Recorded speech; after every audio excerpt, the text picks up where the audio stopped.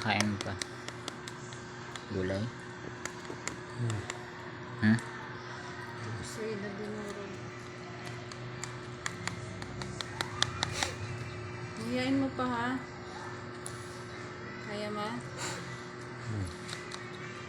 Nadurog ko kasi hindi mo malulunod.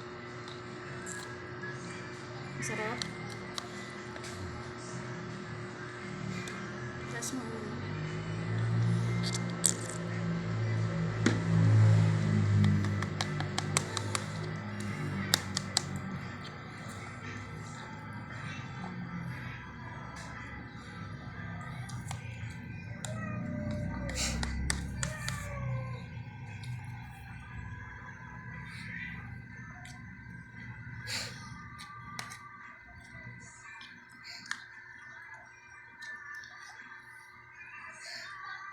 Hiyain mo. Nag-asawa na ba ng iba yung magulang mo? Oo. Hindi nila mahanap. Sinamahan na nga kami ng barangay. Doon, nagkasama kami sa barangay. Kaso iba yung nakapo. Di ba pag tinawagan mo, Ba't yung dalawa na? di ba pag tinawagan mo, matitrace kung nasan yung kausap mo. So, wala eh. Iba yung nakatira. Natawagan niya ba? Yung tinawagan nga nila, yung sumagot. Tapos na-trace sa panditry yung number. Layo naman.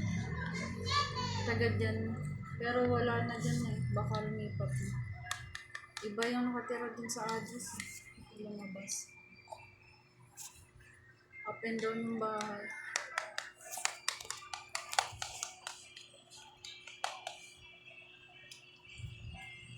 Ba't yung dalawa? Babalik nyo na lang ulit sa Manila. Ba't yung dalawa na nakuha? Naiwan yung dalawa. Yung isang kapatid nila nasa tatay. Yung dalawa na yan ang iniwan dun sa... Ay, yung dalawa na sa tatay. Yung isa nasa tatay. Tapos yung isa naman inampon. Tapos yung dalawa... Inampon sa iba? Inampon ng ibang tao? Sa ito lang.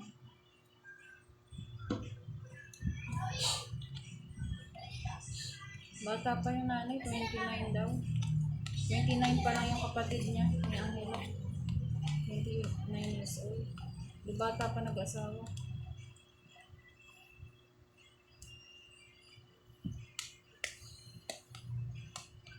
Apat na anak. Gusto na?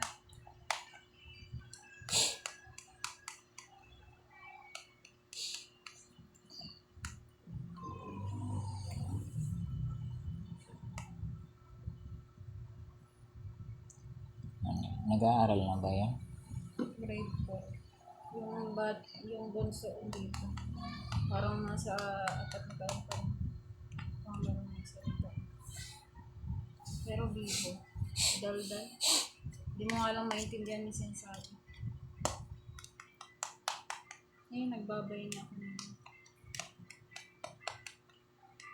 Kasi sa kanya yung dalawang short na yung may puti. Tapos may patig.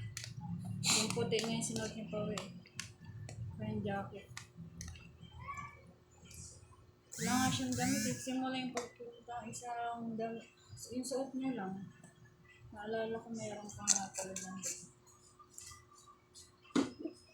Tapos pinaano ko.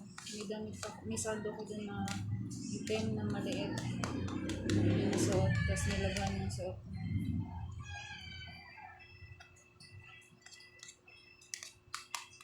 Malayo rin. Biyahe nila.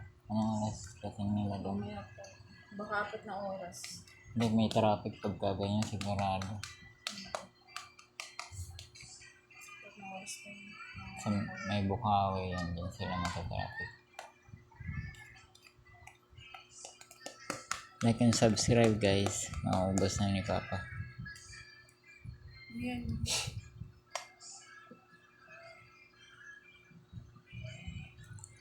Paglampas nila ng